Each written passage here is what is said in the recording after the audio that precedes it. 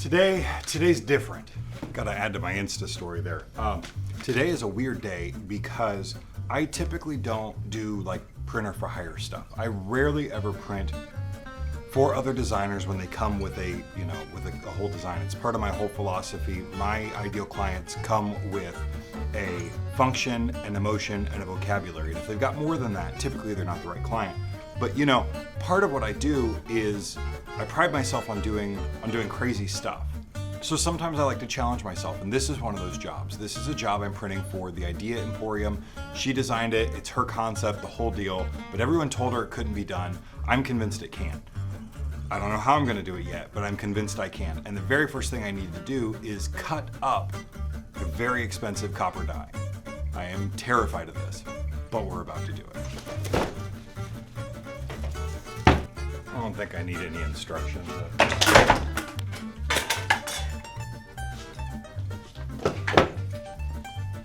I tend to be a little cavalier with things, but in this case, for me to replace this die would be like $100 to get me one tomorrow, and then I'd be a day behind. So I don't want to screw it up.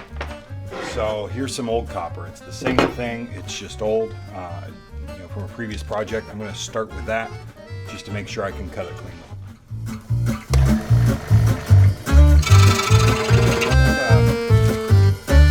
Really slow going.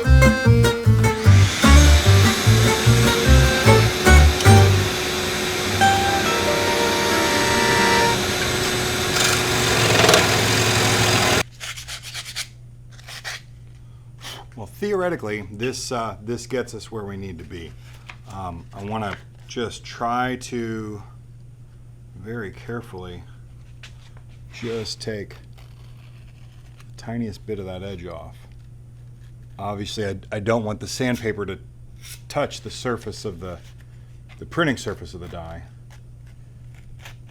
So just real careful there to kind of soften those edges. I just want to get in here with a off we go with the old.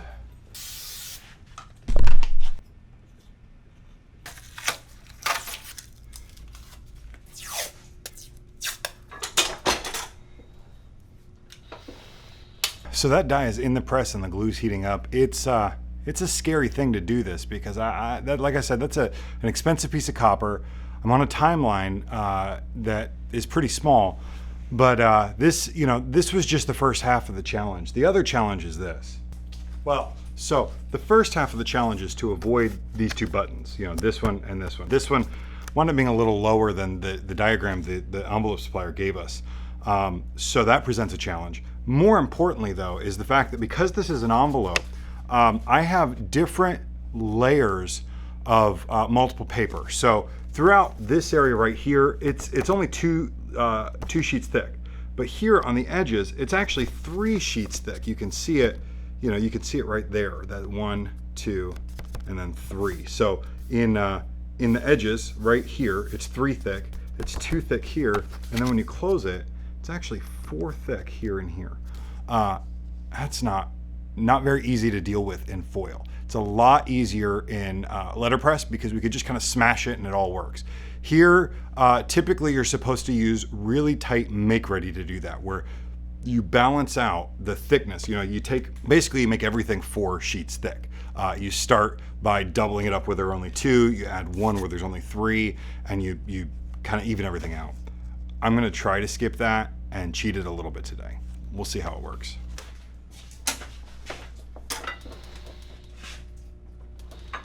Make sure that die is actually stuck. You don't want to lose it. All right. I'm going to start just by putting that in there and seeing where the impression is. As I did that, I realized I still have a couple of those there. All right. Okay, so I got no impression at all to begin with. So we are gonna, I said start already, so I guess I can't say start this time. The first step is just to put a soft-ish sheet of paper behind the whole thing. Now, Typically, I have found that for the most part with foil, hard backing gives me my best results. But after talking to a few friends, I think in this case, something soft is what we can use to cheat everything and help it even out. Again, I'm just looking for a little bit of impression here. I want to see that it hit, and it did. Okay. Oh no.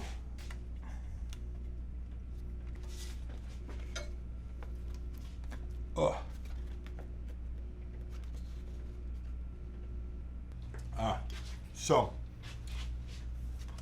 So it works. I mean, it mostly works. So I just heard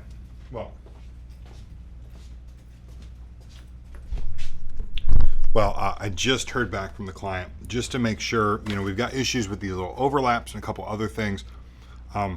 Overall, I'm really happy with this. I needed the die to cool down because no matter what, if you can see it right there, I need to cut more out of the die. It's hitting the button there.